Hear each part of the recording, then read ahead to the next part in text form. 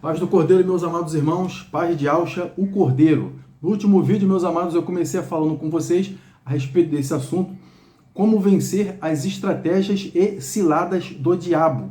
Então, o inimigo, o diabo, ele trabalha contra a vida de todos nós. Se você é uma pessoa do bem, se você é uma pessoa que acredita no Criador, se você é uma pessoa que tem fé no Criador, sendo você de qualquer denominação, sendo você de qualquer igreja, ou até mesmo você que nem vai à igreja, mas você é uma pessoa que tem a fé no Criador, você confia nas Escrituras, o inimigo está sempre armando uma contra nós, ele está sempre armando uma cilada, ele tem sempre estratégias.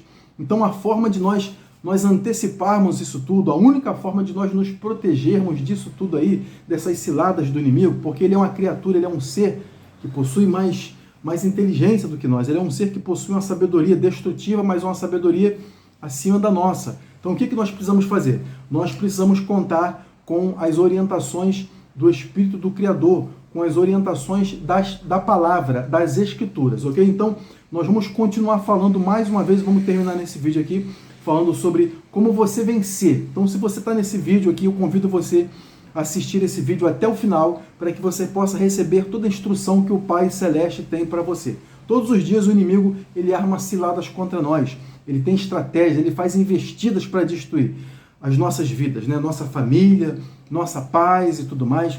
Davi, então o que eu preciso fazer, Davi? O que eu preciso fazer?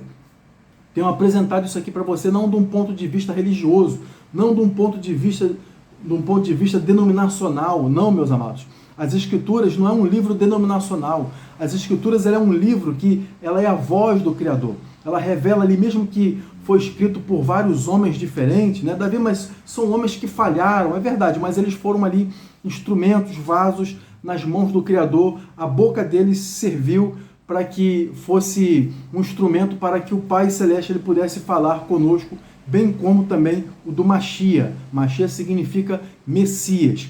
Aliás, a respeito disso, né, quero lembrar para você que nesse canal, desde um bom tempo, né, nós fazemos a menção do nome do Messias, o nome verdadeiro do Messias, que é Yahusha, o nome dele no original, o nome que o anjo Gabriel passou ali para Maria, né, que é a mãe do Salvador, o nome não era Jesus, ok? Esse é o nome ali que ele foi modificado no decorrer do tempo.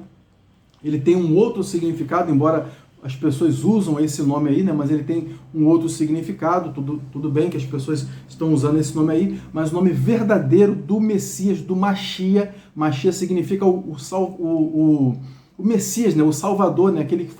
Aquele enviado, né? O nome verdadeiro do Machia é Yahusha, ok? Que significa o Criador, o Altíssimo salva. Então esse é o verdadeiro nome.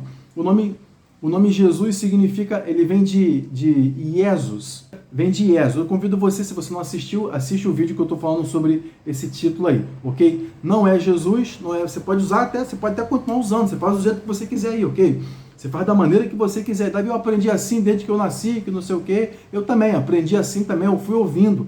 Mas à medida que nós vamos aprendendo, né, a Escritura diz que o Criador ele não leva em conta o nosso tempo de ignorância, né? Mas quando você aprende, então você tem por obrigação agora, você tem por obrigação de passar a utilizar a sua vida, a sua fé, as suas atitudes baseadas no conhecimento novo que você aprendeu, desde que ele seja nas Escrituras, ok? Então vamos lá, meus amados.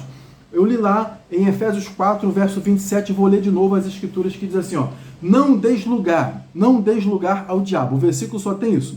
Essa tradução, ela está nas traduções Revista Corrigida e também na Revista Atualizada. Vamos orar nesse momento.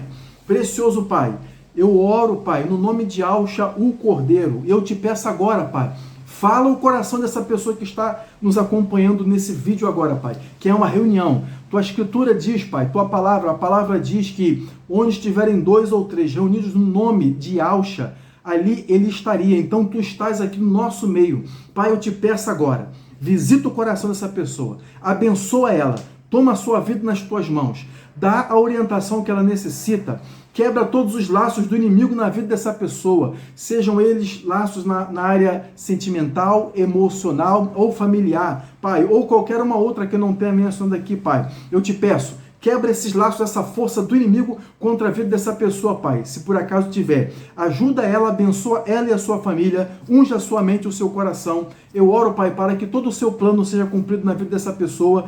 No nome do Cordeiro e Alxa, eu oro a Ti e te agradeço, Pai. Amém e amém. Glórias ao nome do Altíssimo. Vamos lá, meus amados. Então, lugar, só recapitulando, significa o direito. Não deis um direito. Não deis uma oportunidade, não dê uma oportunidade para o inimigo, que significa um compartilhamento de acesso. Você quer o inimigo entrando na sua vida? Claro que não. Para que você possa vencer as investidas do inimigo, para que você possa vencer e superar as estratégias, as ciladas do inimigo, o que você precisa? Você não pode dar lugar ao inimigo. Você não pode considerar ele uma espécie de direito. Não adianta falar assim, né? Tá repreendido, irmão. Eu repreendo agora. Não adianta falar essa palavra. Essa palavra, meu amado, ela só vai funcionar quando realmente você está cumprindo os outros itens das Escrituras. Você simplesmente usar esses chavões assim, tá repreendido, tá amarrado, não vai adiantar se você não aplicar a palavra. Então você não pode dar lugar. Você tem que ver nas Escrituras o que as Escrituras dizem que você não pode fazer, o que ela diz que você deve fazer e você procurar cumprir. Davi, mas tem momentos que eu não consigo, Davi. Tem momentos que eu não consigo agir de acordo com a palavra e eu falho. Eu sei, meu amado, todos nós falhamos, né? Todos nós erramos, mas você tem que se esforçar. Você tem que pedir, Pai, me ajuda, Pai, eu estou aqui, Pai, eu sou um vaso, eu tenho falhas. Mas, Pai, me dá a força que eu preciso, Pai. Me dá a graça que eu preciso. Vira o teu rosto para mim e brilha o teu rosto para mim, me dá o teu favor. Meu amado, você vai ver que as coisas serão diferentes no seu dia e na sua semana. Começa o seu dia em oração, ok? Hoje eu fiz isso, por exemplo, né? Você deve dobrar o seu joelho e pedir, Pai, me ajuda nesse dia hoje. Envia os teus anjos, corta os laços, coloca um guarda na minha boca, vigia a porta dos meus lábios e tudo mais, né? Então você fazendo isso, você vai estar reduzindo o acesso do inimigo na sua vida. E quando você reduz o acesso do inimigo na sua vida, meu amado, o que acontece? As suas ciladas, as suas estratégias tornam-se anuladas na sua vida.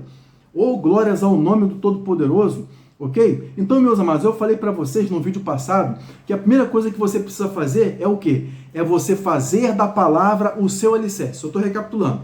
Está lá em Mateus capítulo 7, verso 24. Né? O Machia, ele disse isso. Né? Aquele que escuta e pratica as minhas palavras, ele é como um homem que edificou a sua casa sobre a rocha. O que você precisa fazer? Edifica a sua vida sobre a rocha das palavras do Machia. Sobre a rocha das Escrituras, da palavra das Escrituras. Ok? É o que você deve fazer. Isso aí eu já falei. Mas nós não podemos falar em vencer o inimigo sem o quê? Sem falar sobre vigiar e orar. Olha só, as 3 vezes, né, que nós podemos encontrar, não é somente essas 3 vezes, né, mas as 3 vezes mais amplas que nós encontramos nas Escrituras, ela se referir sobre vigiar e orar. 2 delas, quer dizer, a maioria delas, né, na verdade são 3, mas eu vou falar 2 aqui que o Messias ele está se referindo, né, quando ele fala lá em Mateus capítulo 24, lá no 24, do versículo 36 até o versículo 44, quando ele fala no Sermão do Monte, a exortação à vigilância. Se você ver todo o contexto, eu não vou ler esse contexto aqui, mas se você ler esse contexto, você vai notar que ali ele está falando quanto à sua vinda, quanto à sua chegada inesperada, a sua chegada em que ninguém pode perceber. Olha lá, né? O verso 43, né? Mas considerai isto. Se o pai de família soubesse a que vigília da noite viria o ladrão, vigiaria e não deixaria que fosse arrombada a sua casa. Aqui ele está fazendo uma correlação com a sua chegada repentina, ok? Com a sua chegada repentina, com a chegada do ladrão, que ele não manda recado, ele não avisa, ok? E o verso 44 que diz, ó, por isso, estai-vos apercebidos também, porque o Filho do Homem há de vir a hora em que não penseis. Vigiar e orar, se referindo ao quê? Se referindo principalmente à sua vinda. Então, qual um dos motivos que você precisa vigiar e orar? Para vencer o inimigo. Sim, você vai vencer o inimigo. Vencer as suas ciladas, as suas estratégias. Mas quando você vive uma vida de vigilância. Ok? A outra passagem que ele falou sobre vigiar e orar, você pode encontrar lá em Marcos 13, versos 32 ao 36. ok? Quando ele também está se referindo à sua volta. Então ele fala sobre vigiar e orar, também ele está se referindo à sua volta. Olha o que ele diz, ó. Mas daquele dia e hora ninguém sabe, nem os anjos que estão no céu, nem o Filho, senão o Pai. Verso 33, olha só. Olhai, vigiai e orai, porque não sabeis quando chegará o tempo. Vigiai e orai. Aqui ele está se referindo a quê? Ele está se referindo à chegada repentina. Está se referindo, fazendo uma menção ao arrebatamento. Ok? A sua chegada repentina, mais uma vez. E quando você é uma pessoa que vigia, quando você é uma pessoa que ora e também está vigiando, ou seja, atento aos sinais, isso se diz respeito a tudo, qualquer coisa. Davi, eu tenho ido na igreja, meu amado, ir na igreja hoje, nesses dias de hoje, posso falar dos dias que eu estou vivendo, né?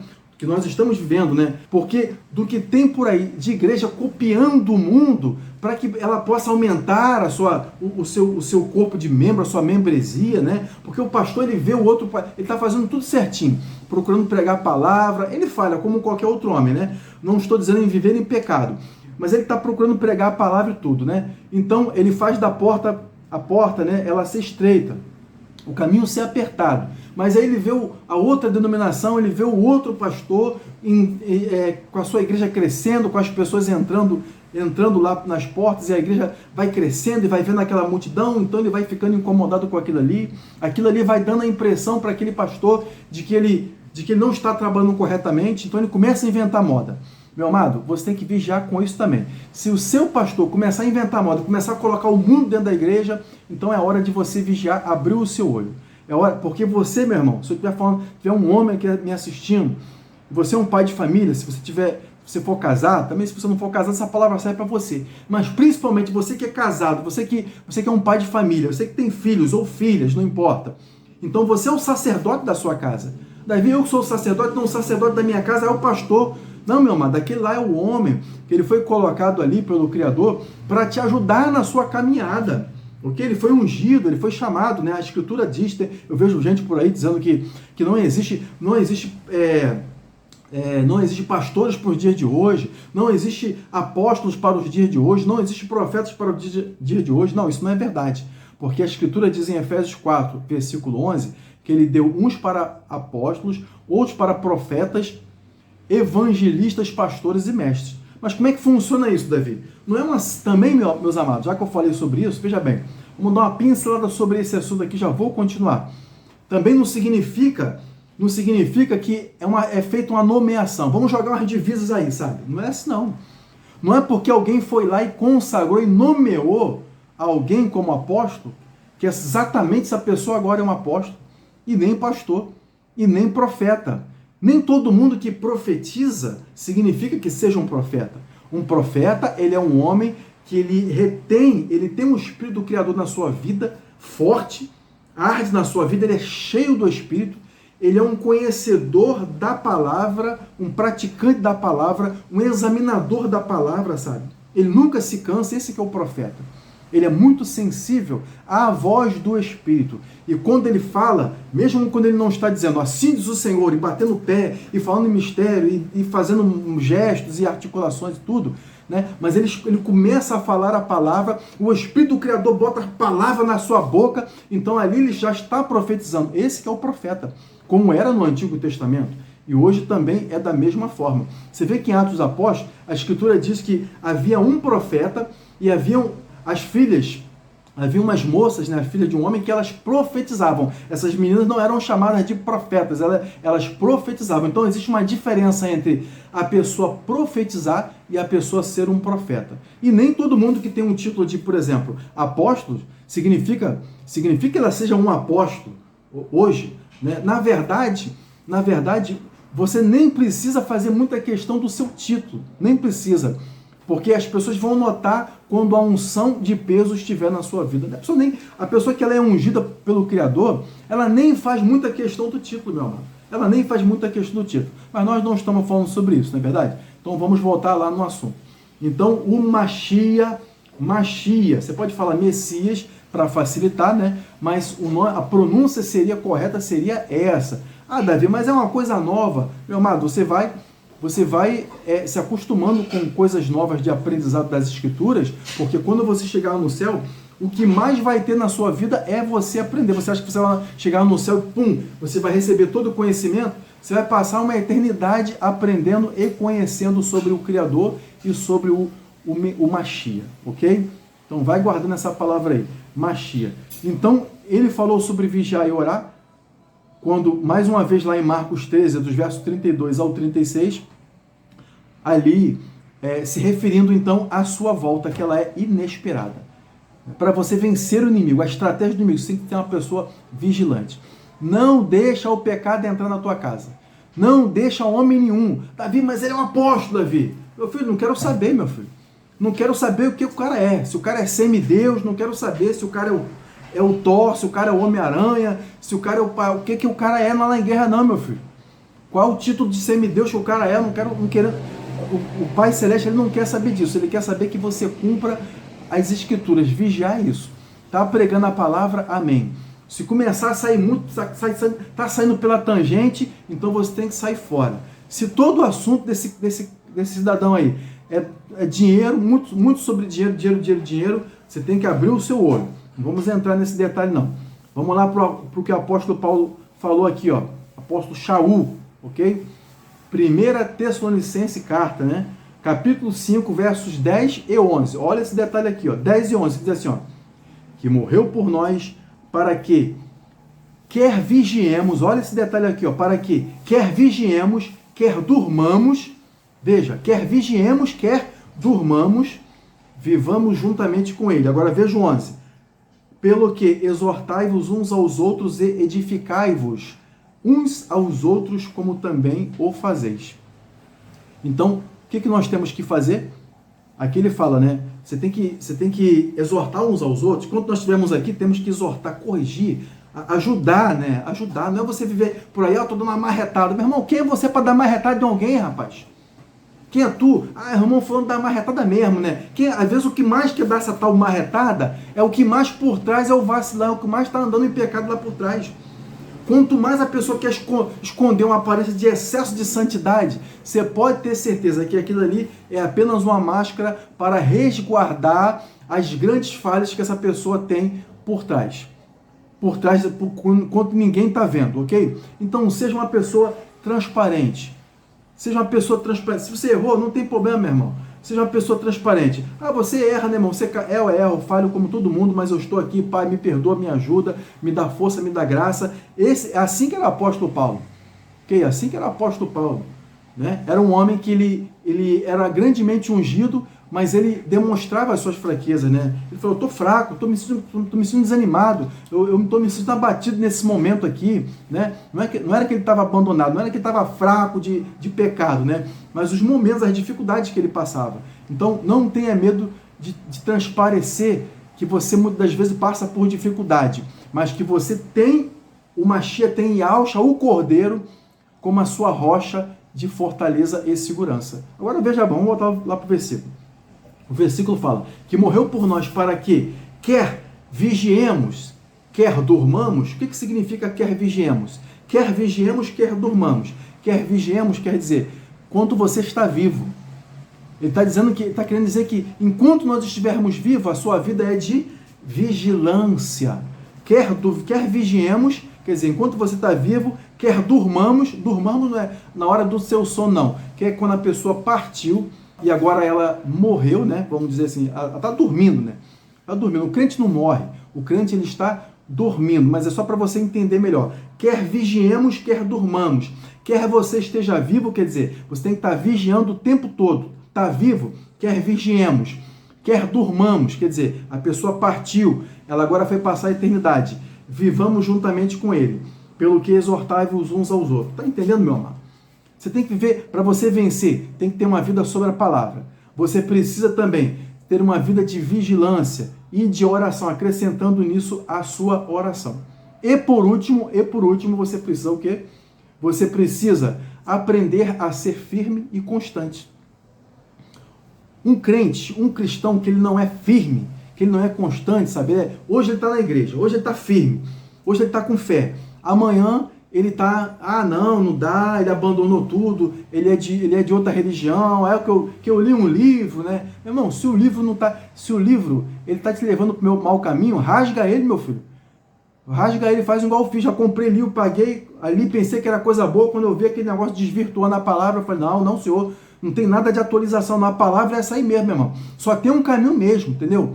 Ou você está numa chia, na palavra, ou você não está. Então rasga, joga fora para ninguém nem ler depois. Destrói, joga fora.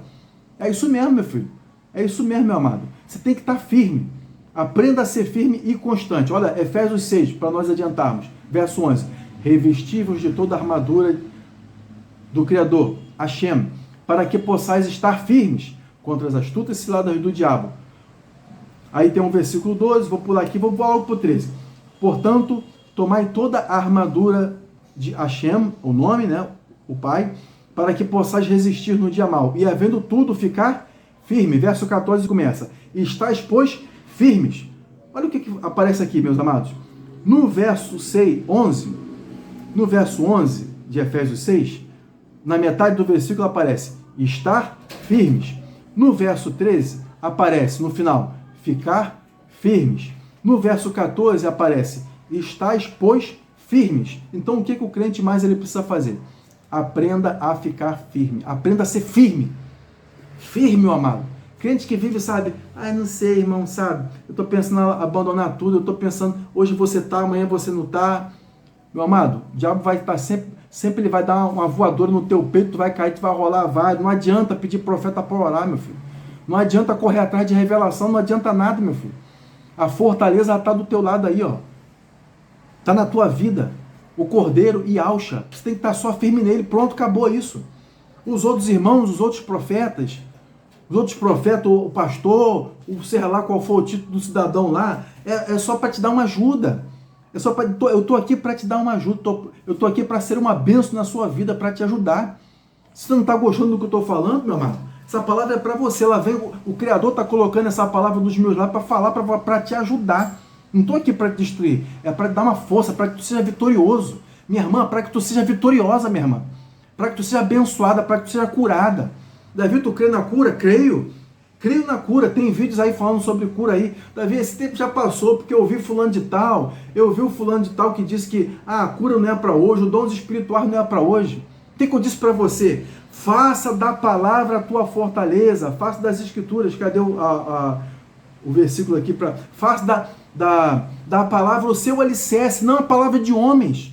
Se o homem começa a falar muita coisa, né? Onde está na escritura, na Bíblia, dizendo que hoje que a cura não é para os dias de hoje, que os dons espirituais não são para o dia de hoje? Onde que está isso?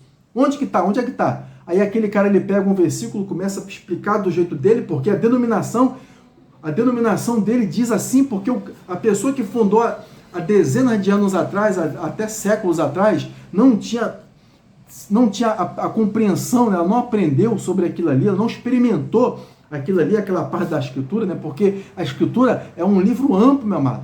É um rio de água viva, é muita bênção. Então a pessoa não consegue, ela estudou uma parte, mas ela não estudou outra parte. Você está entendendo?